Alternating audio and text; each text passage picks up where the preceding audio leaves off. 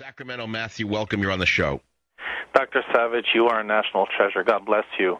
You're absolutely right. But I think that because I've employed young people for the past 15 years, they are getting lazier and lazier, and they're expecting more and more entitlements. I think that we, freedom-loving Americans, might be outnumbered this time. I think that people knew You are outnumbered this time. You are outnumbered. You have a generation of Spock children who think that they are entitled to a high school degree, whether they can pass the tests or not. You have a generation of children who think they are entitled to go to college, whether or not their parents or they can afford it.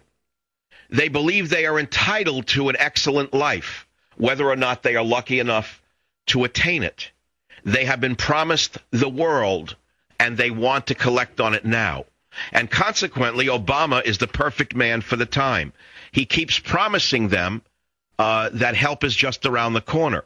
But the question is, at whose expense? It's our expense, or mix these Spock kids with the millions of illegals coming in from. That's coming next. Mark Mike's words. The Democrats are so unpopular right now for what they're doing to the economy and what they're doing to the tax base that they will not be reelected in a majority in the next election, and they know it. One thing you got to admit is that they're smart enough to know, they're cunning enough to know that the people hate their guts.